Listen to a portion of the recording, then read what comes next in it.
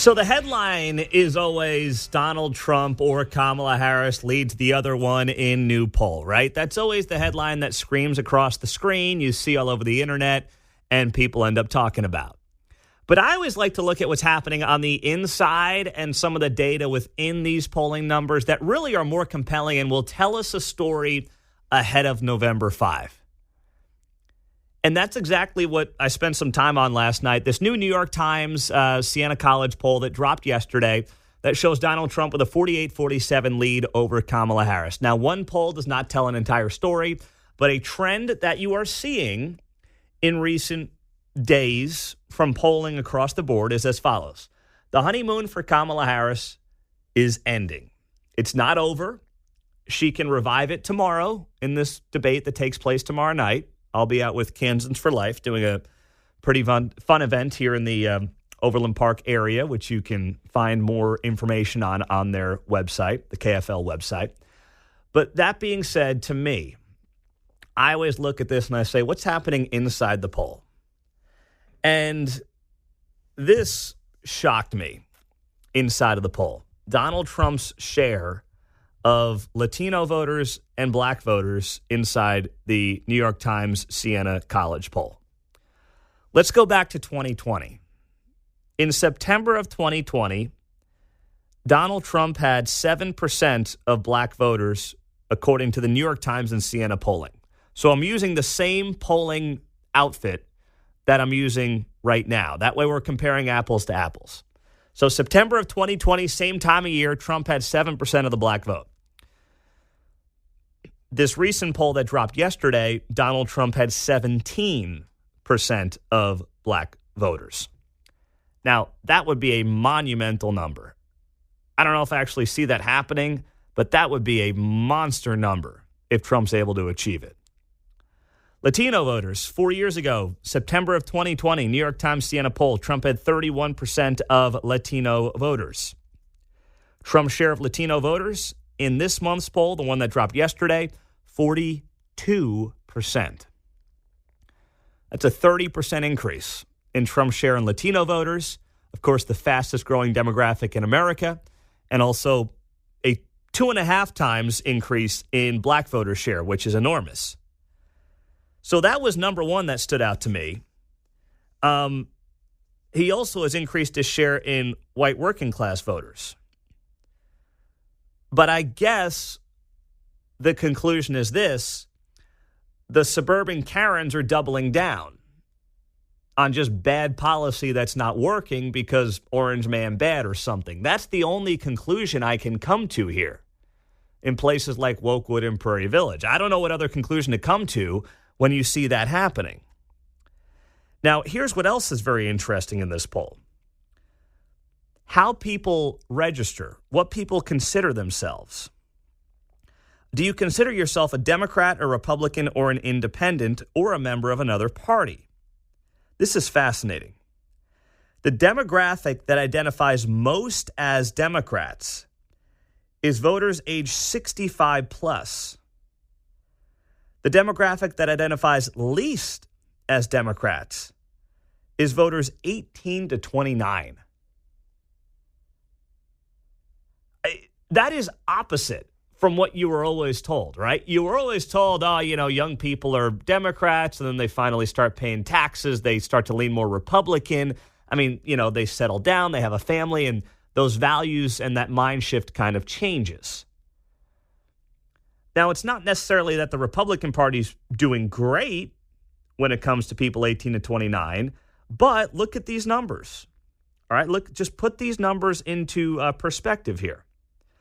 22% of 18 to 29-year-olds consider themselves Democrats. 26% of 18 to 29-year-olds consider themselves Republicans. That's pretty darn surprising. And then when you get to the next age bracket here, there's two age brackets together, 30 to 44 and 45 to 64. The Democrat number for 30 to 64 of people who self-identify as Democrats is 54%. That number for Republicans jumps up to 58%. And then for 65 plus, 37% Democrat, 37% Republican. That's what it looks like for 65 plus. But for Democrats, their largest share is by far 65 plus, and their smallest share, the share that they're trailing to Republicans in, is 18 to 29. I mean, that's unbelievable when you think about it. And that's a very good sign if you're putting together the future of the party and trying to say, how do we capitalize on this going forward, win or lose in November? That's the number that you've got to be doing cartwheels over if you're a Republican strategist. Now, if you want to look at something bad, though, if you're looking at this poll and saying, okay, there's got to be something here for Trump that's not great, well, here's the thing that's not great. The New York Times Siena College poll shows this. They were asked the following question. Regardless of how you might vote, do you trust Kamala Harris or Donald Trump to do a better job on each of the following issues? The economy, Trump leads 55 to 42. Immigration, Trump leads 53 to 43. He's up double digits on the two biggest issues, the economy and immigration. He's trailing on the issue of abortion, 54 to 39, which, once again, is not I don't know what that means. It's not a thing that presidents deal with anymore after Roe got overturned. So I don't know what that means, unless it's just all about fear-mongering around the issue of abortion to try to get votes. And then democracy. What democracy means, I don't know. There's only one party who installed a candidate who nobody voted for prior to the convention. But I guess that's the party that's better suited to handle democracy or something like that. I don't even get it. I don't understand it. But whatever. Put that aside. If you're Trump and you're like, okay, I'm up 10 points on immigration. I'm up 13 points on the economy. But I'm only up 1 point. Well, let's just come to the obvious conclusion together. People don't like you. Okay? I stop. Don't get upset by it. Don't get all weepy about it. That's the only obvious conclusion to come to. People think you're 12 points better on the economy. They think you're 10 points better on immigration. But then you're only up 1 point in the polls when those are the two biggest issues everyone's talking about. What does that mean? They don't like you. So how do you get them to like you as much as possible by November 5? It all starts tomorrow night. And what do you do tomorrow night? You give your time up to Kamala Harris. That's what you do. You don't try to put on the Trump show. You don't try to make it about you. You let Kamala Harris talk. And when your microphone is muted, you don't say a peep. You don't try to say a peep. You don't let her get under your skin. You let her flail. Because that will inevitably happen. I mean, have you seen Kamala Harris talk in public? Have you seen her in debates back in 2019? It will happen. You have to let it happen. And if you make it about her and not yourself, you are going to be in a position to at least bump that likability and number up a point or two, which can make all the difference in the world. 913-408-7957. Is it really that simple? Is that likability factor still at play? 8:34, happy Monday. Great to have you here on KCMO Talk Radio. You know, we were just talking about younger voters and how they are identifying as Democrats at a lower rate for 18 to 29-year-olds than they are for Republicans, which is shocking, right? I didn't think it would be as dramatic a difference as maybe it would have been a generation ago, but I didn't think that in this New York Times poll that Republicans would have a slight edge. So what did the Democrats do over the weekend? Oh, we got to get Dick Cheney's endorsement. Let's get old Dick's endorsement here. That's right, Dick Cheney coming out over the weekend and living up to his name, endorsing Kamala Harris in the 2024 election. And that comes in the wake of Liz Cheney, his daughter, also endorsing Kamala Harris as well. So the Cheneys are all in on Kamala Harris. I guess they figure as warmongers, Kamala Harris's foreign policy is so crappy and has resulted in so many conflicts overseas. She's their best bet to try to get American troops in different parts of the world that they have no business being. Maybe that's it. You know, instead of going like peace through strength, which was, whether you like Trump or not, pretty darn effective during his years in office. The worst actors in the world were afraid of Donald Trump in large part and feared America. And then what happens? This guy gets in here and they're all off to the races. Literally, the worst actors on the planet have been emboldened the last 3 years. From Xi to Putin to the thugs in Iran, they've all been doing what they want. It's like having the substitute teacher in with Joe Biden. Joe Biden is the substitute teacher for middle schoolers. They look around and they say, well, teacher's not here. Time to start goofing off. Time to start screwing around. And that's what they're doing. All of them around the world. Because they don't have any trust in America. They don't fear America right now. Like it or not, they don't. So Dick Cheney comes out with a big endorsement. And what ends up happening then? Well, Liz Cheney's doing the Sunday show. She's all over cable news over the weekend. And she made another endorsement that I thought was interesting. And I thought that it blew up the whole narrative around Liz Cheney and Dick Cheney getting behind Kamala Harris when she endorsed a Democrat in this Texas Senate race against Ted Cruz. I want to say specifically, though, here in Texas, you guys do have a tremendous, serious candidate running for the United States Senate, and his name is...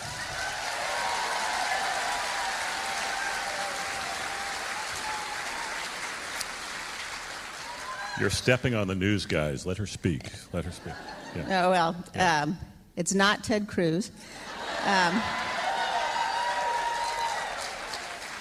But Colin Allred is somebody I served with in the House, and somebody who really, when you think about the kind of leaders our country needs, and going to this point about, you might not agree on every policy position, but we need people who are going to serve in good faith. We need people who are honorable public servants. And in this race, that is Colin Allred. So I'll be working on his behalf. Woo! A quality introduction does not contain the word Yeah. She's very excited. Boy, you can sold tell. me on that. Please, you're burying the newsman. Yes. What was that? So ask yourself this, too. Like, the whole reason that Liz Cheney exists as someone anyone cares about politically is because she's built this brand around, I'm a conservative Republican, but Trump is such a threat that I have to go against Trump. That's the whole case that she has made for years now. Well, supporting Democrats across the ballot undermines her argument of Trump being this unique threat to democracy. Now, you don't have to like Trump, but it's very different than saying, I don't like Trump. I don't care for him. He just does things, says things I don't like, and that's your prerogative. But it's one thing to say that. It's another thing to bring up the whole threat to democracy deal, right? So if you say that he's a unique threat, so as a conservative Republican, you can't back him, that's one thing. But then if you start endorsing Democrats down the ballot, you lose that entire argument.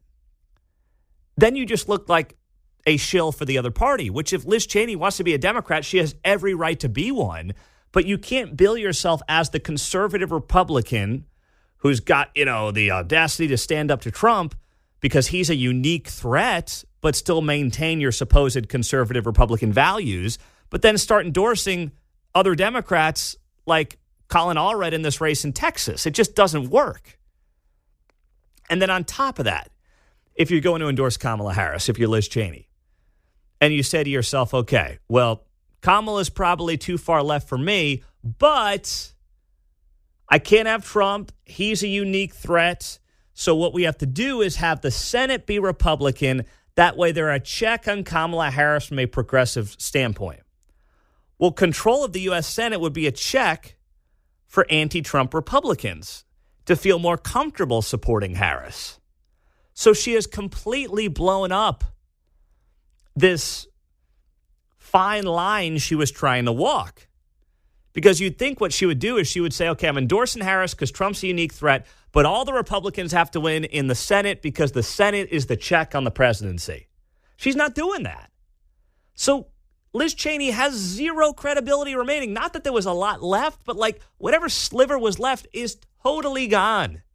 It's gone with an endorsement of a Democrat in a U.S. Senate race. It just shows that she's not maintaining the conservative Republican beliefs that she insists she still has while just claiming Trump is the one person I'm against in the party.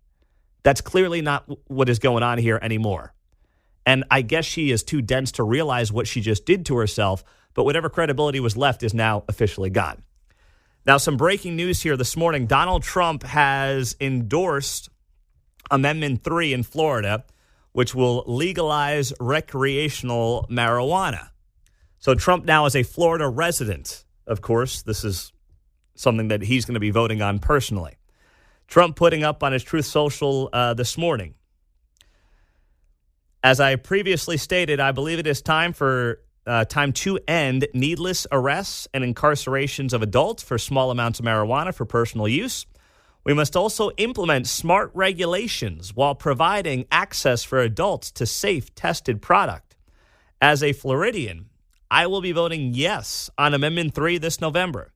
As president, we will continue to focus on research to unlock the medical uses of marijuana to a Schedule III drug and work with Congress to pass common sense laws, including safe banking for state-authorized companies and supporting states' rights to pass marijuana laws like in Florida that work so well for their citizens. So Amendment 3 legalizes the possession of up to 3 ounces of marijuana for adults over the age of 21. It allows current medical marijuana treatment centers to sell marijuana to adults for personal use. I've always been a believer in the medical usage of marijuana. I think there are so many people I know who do benefit from it in large part, whether it's mentally, whether it's focus-wise, whether it's, folks who deal with PTSD. But the recreational has always been, in part for me, a bridge too far. I mean, I go to Arrowhead the other night, and it just reeks of marijuana when you're walking in. Like, I don't know. Maybe I'm just being a lame-o. Maybe as I hit 36 and I'm approaching that big old 40, I'm getting grumpy. Maybe John's rubbing off on me too much. I don't know. I don't know what it is. I don't think so either.